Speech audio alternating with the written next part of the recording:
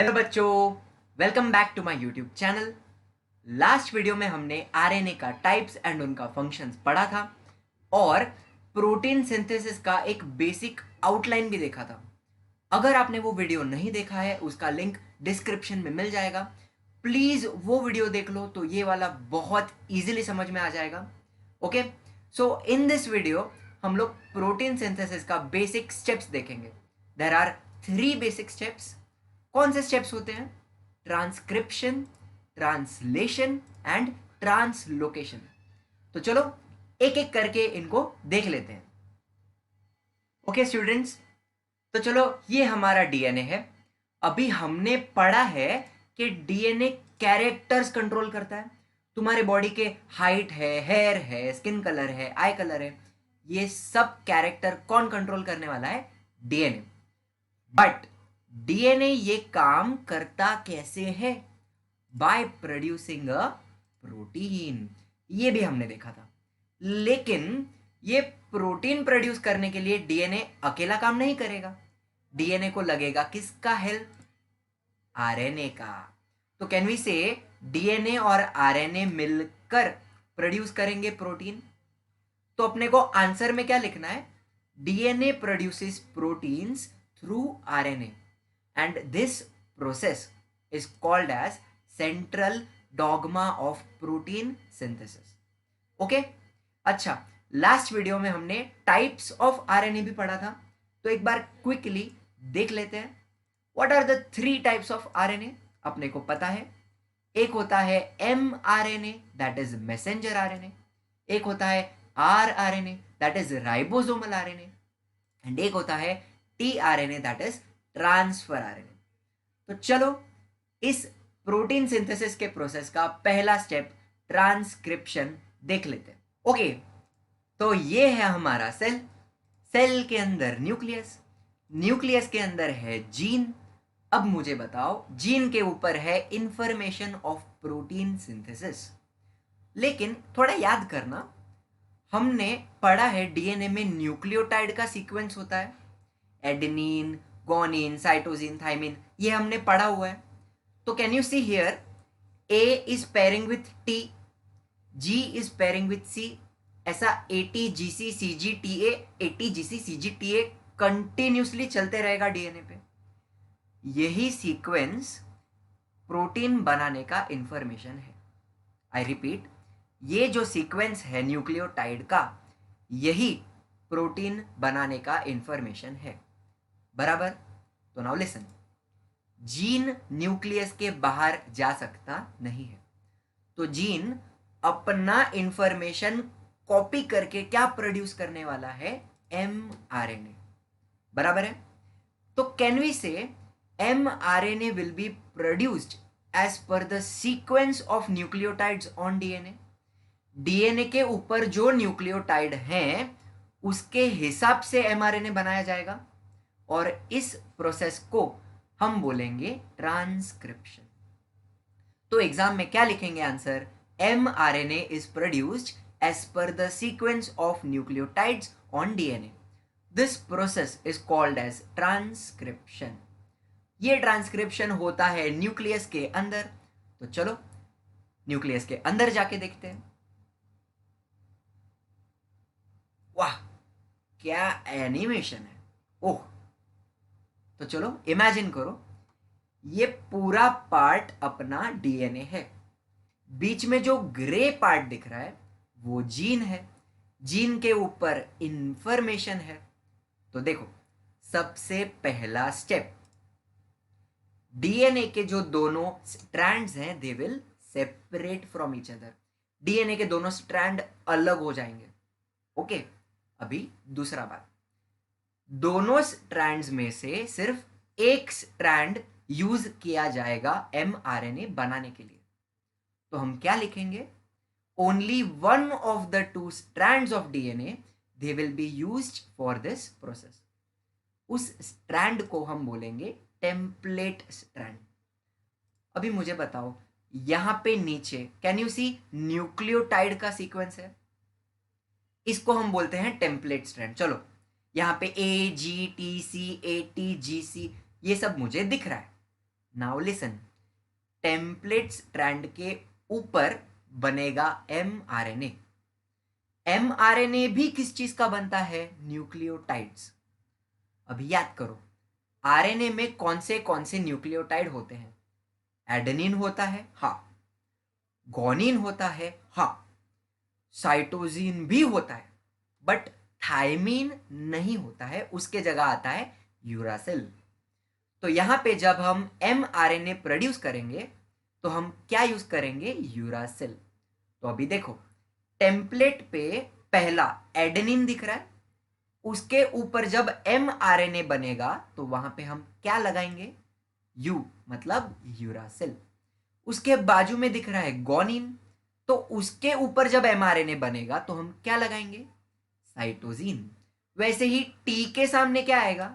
ए। सी के सामने आएगा जी। ए के सामने अभी वापस क्या आएगा? यू। टी के सामने ए, जी के सामने सी, सी के सामने जी, जी के सामने सी। मुझे बताओ, टेम्पलेट के ऊपर हमने न्यूक्लियोटाइड को अरेंज करके क्या बनाया? This is the mRNA।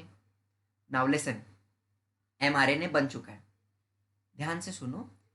ए के सामने यू आया, जी के सामने सी आया। ये जो पेयरिंग है इसको बोलते हैं कॉम्प्लीमेंटरी पेयरिंग। आई रिपीट, इसको बोलेंगे कॉम्प्लीमेंटरी पेयरिंग। तो हम आंसर में क्या लिखेंगे? The sequence of nucleotides in mRNA is always complementary to the DNA strand used for synthesis. Last time, the sequence of nucleotides in mRNA, they are complementary to the sequence in DNA. यहां तक बात समझ में आई है? पक्का? तो चलो, ये हो गया अपना mRNA का प्रोडक्शन। mRNA सेपरेट हो जाएगा, डीएनए के दोनों स्ट्रैंड्स वापस बंद हो जाएंगे। अब देखो, अब mRNA बन चुका है, अब ये न्यूक्लियस के बाहर जाएगा। तो देखो, न्यूक्लियस के बाहर आपने पढ़ा है, there is a network of tubes जिसको बोलते हैं एंडोप्लाज्मिक रेटिकुलम। उसके ऊपर छोटे छोटे छोटे स्ट्रक्चर्स हैं, they are called as ribosomes. अब हमने ये भी पढ़ा है, ribosomes are made up of RNA. And एक और बात, राइबोसोम्स का काम क्या है? They are the factories of making proteins. Cell में जितने भी प्रोटीन बनते हैं कहां बनते हैं? राइबोसोम पे। तो देखो, अपना mRNA अब आ गया न्यूक्लियस के बाहर और अटैच हो गया है राइबोसोम के साथ। यहां तक समझे? थोड़ा आगे जाते हैं। तो अभी हम आंसर में क्या लिखेंगे? The mRNA formed in the nucleus comes in the cytoplasm and it will bring the coded message from DNA. मतलब क्या? प्रोटीन बनाने का इंफॉर्मेशन वो लेके आ गया है। Okay, now listen. So now a very very very important point. ये mRNA दिख रहा है अपने को, mRNA के ऊपर न्यूक्लियोटाइड्स भी दिख रहे हैं। अभी सुनो, मैंने यहां पे 3 न्यूक्लियोटाइड का एक ग्रुप बनाया है। There is a group of 3 nucleotides. इसको हम बोलेंगे ट्रिपलेट कोडॉन। इसका नाम है, क्या नाम है? Triplet codon. This codon will give me information for 1 amino acid. मतलब क्या? ये कोडॉन एक अमीनो एसिड को लेकर आने वाला है। लिसन, यहां पे आपको और कितने कोडॉन दिख रहे हैं? 1 2 3 4 5 6 7। 7 कोडॉन है, तो कितने अमीनो एसिड यहां आएंगे? 7।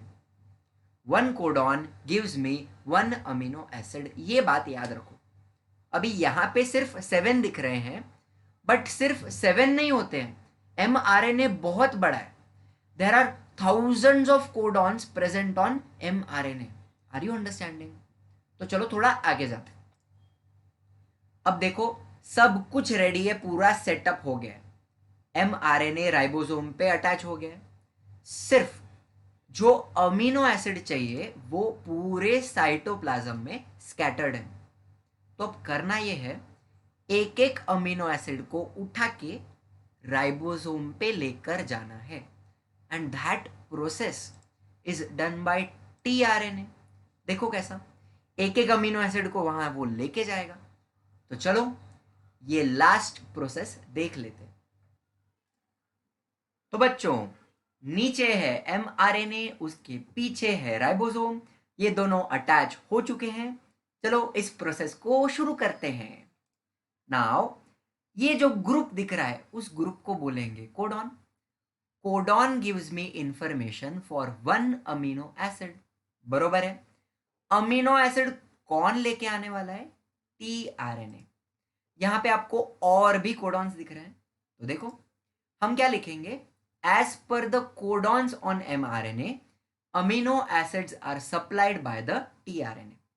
चलो ये आ गया टीआरएनए, अटैच भी हो गया। अब सुनो, एक सवाल आएगा दिमाग में, टीआरएनए को कैसे पता कौन से कोडॉन पे जाने का है? ये सवाल आपके दिमाग में आया? नहीं आया? आना चाहिए था।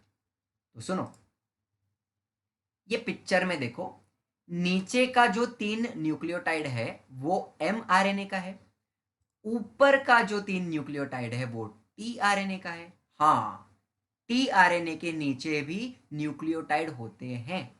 अभी सुनो, नीचे के ग्रुप को बोलेंगे कोडॉन, तो ऊपर का जो ग्रुप है उसको बोलेंगे एंटी कोडॉन। टीआरएनए के नीचे होता है एंटी कोडॉन।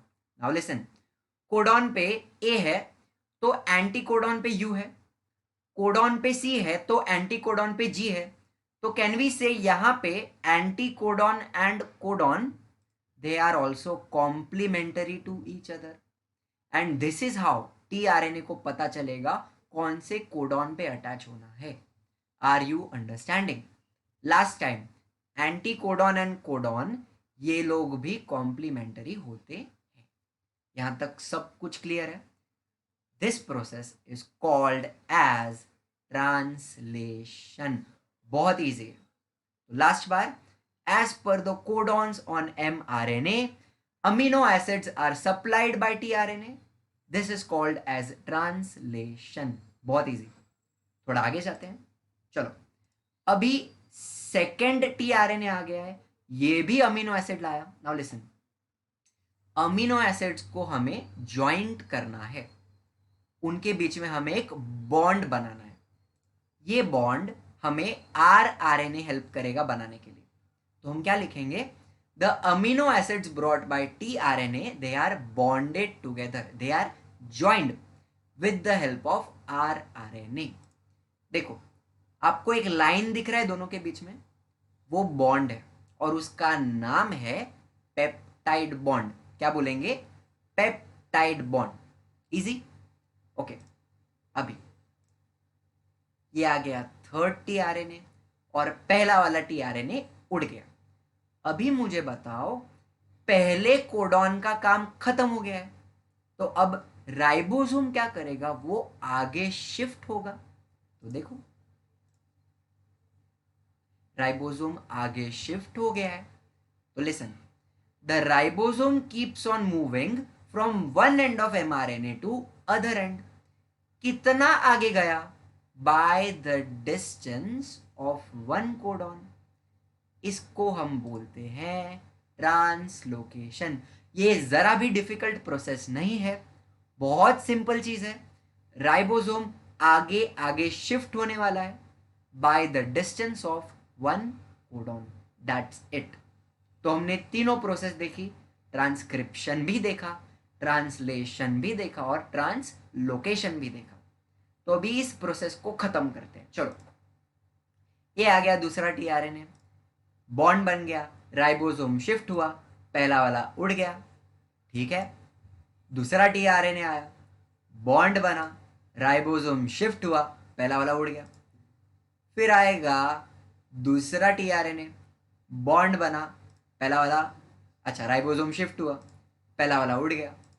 फिर एक और टीआरएनए आया, बॉन्ड बना, राइबोसोम भाई शिफ्ट हुआ और पहला वाला उड़ जाएगा। उड़ गया।